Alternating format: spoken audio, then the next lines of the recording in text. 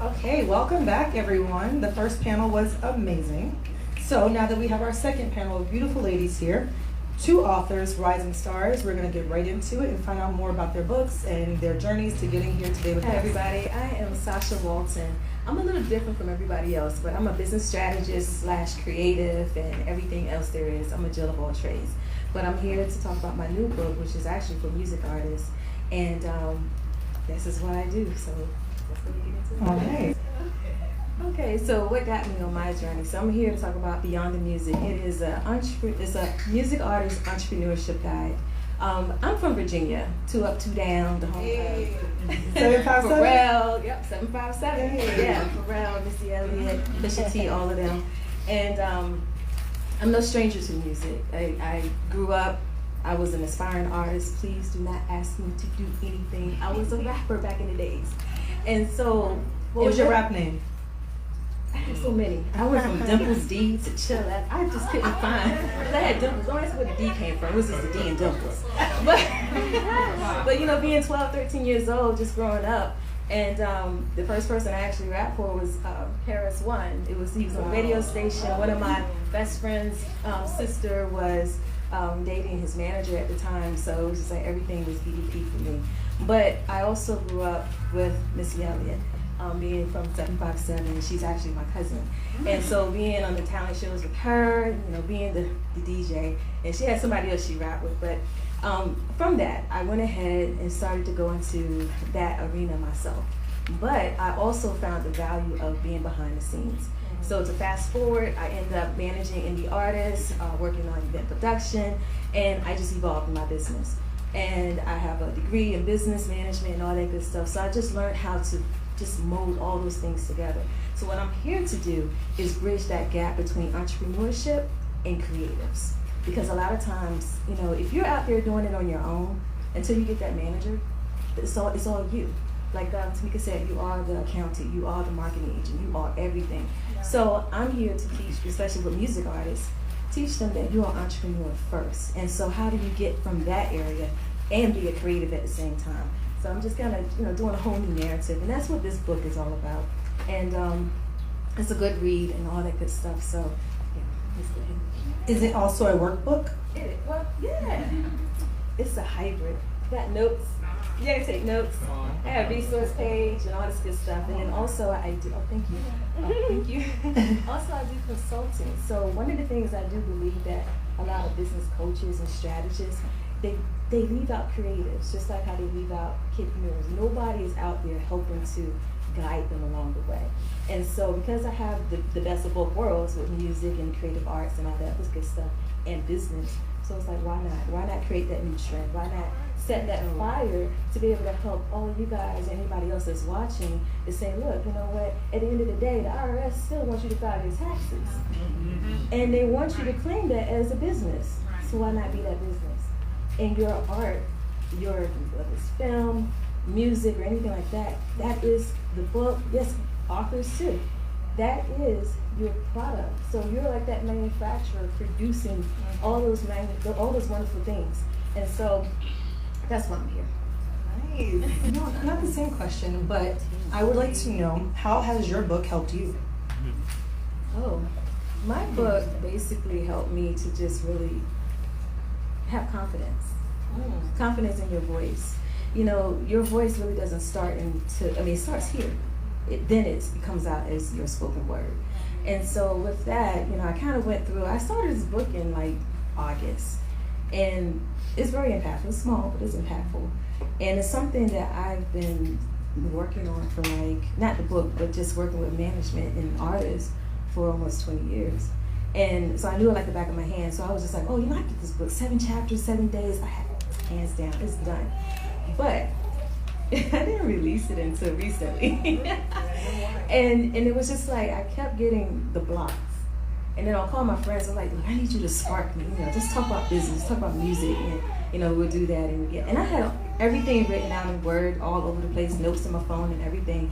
But it came in a time where, you know, with the pandemic, I kind of go back a little bit in 2020. So prior to that, I was working my business full time, and the bulk of my business was event production. And And so that's everything that I was doing at the time. And I still did marketing. I still helped other businesses grow and all this other stuff. But my heart was with planning events. And when the pandemic happened, it just shut everything down, so it affected my business. And so when you talk about that mental health piece, I was in that place of, I feel defeated. I'm gonna have to go back to work. I'm gonna have to do all these things, and I was really scaling up the ladder. Events with government contracting, corporations. I'm actually global. I have a company in India that I work with, but it hit me to where it's just like, oh my gosh, that fear of the unknown set in for some reason. And I was always doing great things, and so from that, I finally got out of it. But I did a soft launch. I relaunched my business, coming out as the brand, the face of my brand. So that's why I'm here in front of you guys now. And so I said, I'm gonna write this book. I'm gonna go ahead and get it out because I can reach more people that way versus trying to take on one-on-one sessions, because I don't want to manage people anymore. I'd rather, just consult and keep going. So the book helped me to really discover more of myself in that process. And just also, it really, open up the fact that it's like, Sasha, I'm a creative, I'm analytical and logical. So I pretty much work with my whole head and both sides of my brain. And the creative side helps me to be free from the analytical things and the logic and all the other stuff. So it just really, showed me that I've always been this creative person, not just in events, because that's another art in itself. But I thought back, especially preparing for this event, and I'm just like, wow, I was writing when I was younger. I was writing, 20 years ago, exactly to this time frame. I had stories, I had books that I did not publish. So I said, you know what, I'm gonna get this thing done. So December, I decided to go ahead and just go full on. Still working on this book. I did everything else, speaking and all that, but this was the last of it. And well, this is the first. I have another book coming out, but I think I'm gonna do better on that one. But it really helped me to really discover, and what that theme for this segment was, discover and amplify your creative voice. It hit me, so hard. I'm just like, wait a minute, I'm showing up. So it also helped me to say, what, Sasha, you can't always be behind the scenes all the time. It's time to show up. And so now this was a part of me showing up. So that's what the book is. Congratulations. So as far as your book goes, because it's more like a workbook and still a book that is giving the tools, what are some of the points in there that you can read to the group now and let them know that, this is for you, for anyone really? Because entrepreneurship isn't specific to music artists. Mm-hmm. We all are. So I don't even have to open up the book, but I just wanted to say one major, two quotes from the book. Mm-hmm. The foundation of every industry is business. Mm-hmm. So when you look at it from that perspective, then you know how to manage yourself and understand the why behind what you do in the industry that you're in. And then the other quote is, an educated artist creates leverage. So when you educate yourself... Hold on, go back. Say that one more time. An educated artist or creative, author, whomever is in here, filmmaker, an educated artist creates leverage. So when you understand those principles, those business principles that every entrepreneur goes by, but what I found was the disconnect with creatives and entrepreneurship. Because a lot of times you think about the creativity first, and that's it. And you go with the motions and all the steps and everything, the do's and the don'ts in that industry. But a lot of times you don't connect the entrepreneurship side of it. So when things start to go a little funny or you start spinning wheels, it's just like you're stuck, because you gotta combine the two. And so that's why I was saying that educated artist creates leverage. And I have a good chapter in here about a label frame of mind. So I don't know if you have any music artists in here today or not. But even with a label, you're doing all the work that a label is doing, especially if you're an indie artist. Or if you're an indie filmmaker, you're doing everything that those major companies are doing. And when you think about it, they had to start from somewhere too. They're the major corporation because they have the assets, they have the capital, they have the human capital and all those things. And they have it at hand. It's the same thing that you guys are pulling together too. But either you're going to do it from by yourself for a while, or you're going to have people that help you, but either they're there to support you, which is good, but they're not educated as well. So you can only go but so far. But if it's for you to do it, like your purpose is attached to it, that's one of the things I always love to tell just business owners, period. Anybody, entrepreneurship. Yeah. Your idea has a purpose attached to it. So when you know that's for you to do, it's going to happen anyway. It's going to happen. So the thing is how fast you're going to get there. And a lot of times it's all about that planning aspect on the entrepreneur side, just as well as it is for the creative side.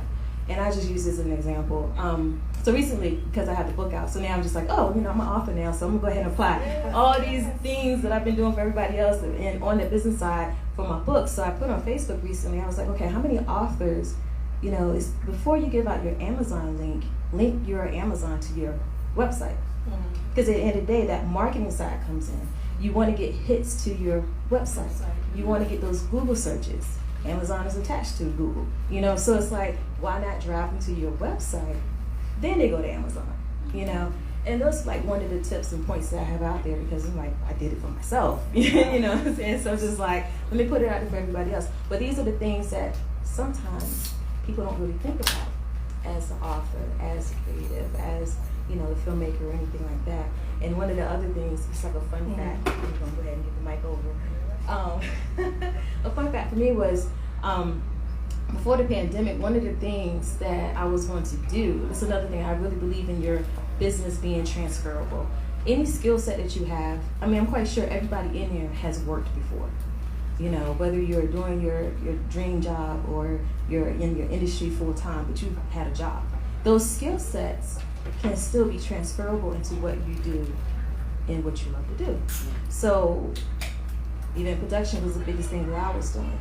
And so before the pandemic, I was actually going to tap into film. And I said, well, you know what? My skills cross over to the unit production manager. I can do that because it's a way of sustaining yourself. It's sustainability. But then the pandemic happened. Right. And so, we have a big film collective in our area. We have, in Virginia, there's a lot of people that's coming through doing big film. Michael Copon is one of my good people that I worked with before, and Arkesha Roberts and a whole lot of other people. And so that's why I always like to say, make sure that anything you do, you can transfer it over. That's great advice. Also, what's your website so they can get your book? It's actually, everybody should have a scan card, actually, on your seat. If you don't have it, I'll give it to you. But you scan the QR code, and the website is on that card as well.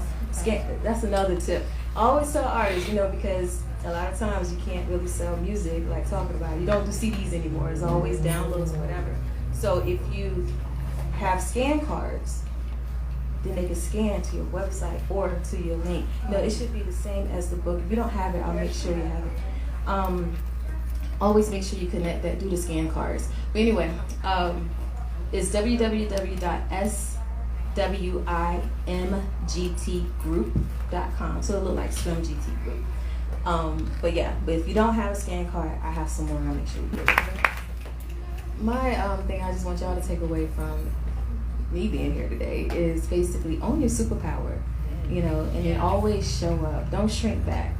If anybody's out here, you're used to being in a comfort zone. I've been there, that comfort zone, you're just complacent. You're amazing, but you just kind of get your comfort space. So just always show up. Show up, own your superpower, and just go forward. You never know what's going to be on that other side of your yes. I did my yes. And here I am. And I'm just going to put up a shameless plug out here. I do have a podcast too. And it's called According to Sacha. I'm on all platforms. Yes, you can. And I would love it if you're a creative. The platform is for creatives and entrepreneurs because, like I said, you're entrepreneurs first.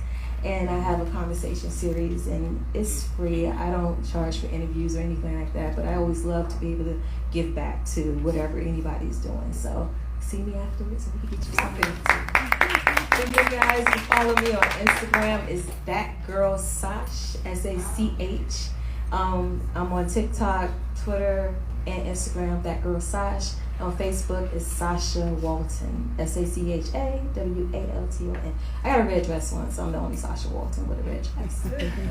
Sacha Walton. Well, let's clap up for these beautiful ladies. Thank you for bringing out your book and letting us know all about it. I'm an author too, actually. I wrote a book about how to play spades. I did. It was a long pandemic. Somebody had to do it. Y'all welcome. Let's pop it up again for these ladies.